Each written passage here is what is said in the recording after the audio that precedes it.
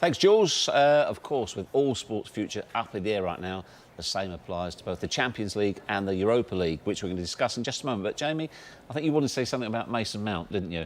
Oh, yeah, no, he's made a mistake. He's a great kid, a really nice boy, well-educated. He's got a lovely family behind him, just made a mistake. I remember making plenty of mistakes like when I was his age.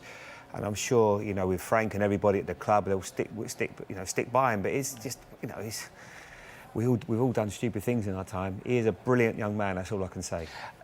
I think as part of it, of course it's a mistake and we must take these things seriously. We keep saying it on this show, it's all about context. We understand that.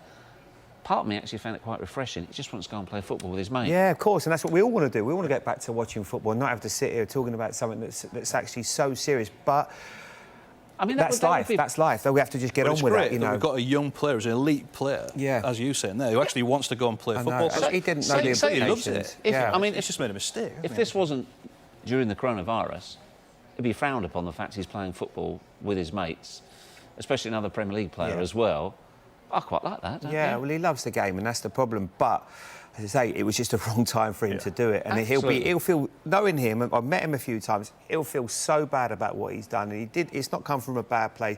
He's made a big mistake right now, but there'll be people all around the world that should be self-isolating that are not. So let's just forget about it now. He's made a mistake, and everybody just move on.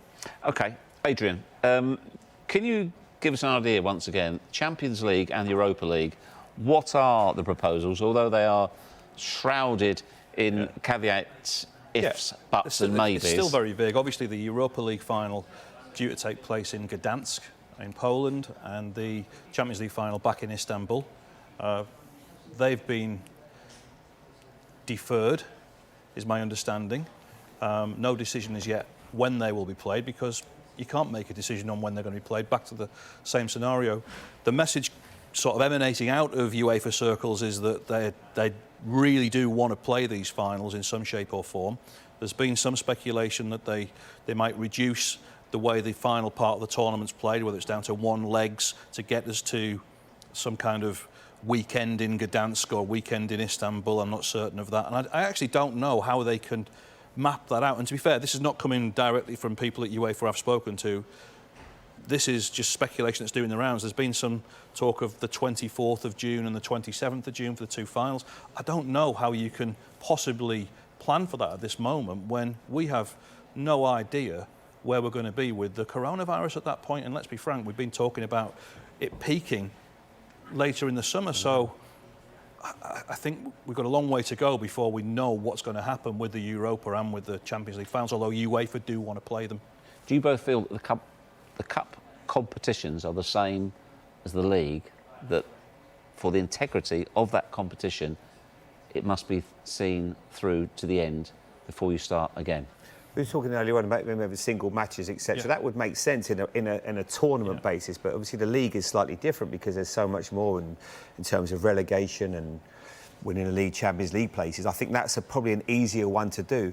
But when we're talking right now about, you know, the borders being closed, how can we then talk about in June having, you know, playing the Champions League again? It just doesn't make any sense. I think it's back to what we keep saying, the same thing. Is it as important? What I'm asking is it as important that cup competitions are concluded in the same way as the league? I think we might have to look at this, and again, putting into context again, but commercially, financially, the revenue that's brought in via by the Champions League, the prize money that goes out from the Champions League, it's huge amounts of money. I think the winning team, and I stand to be correct on this, is due to win something like 82 million quid.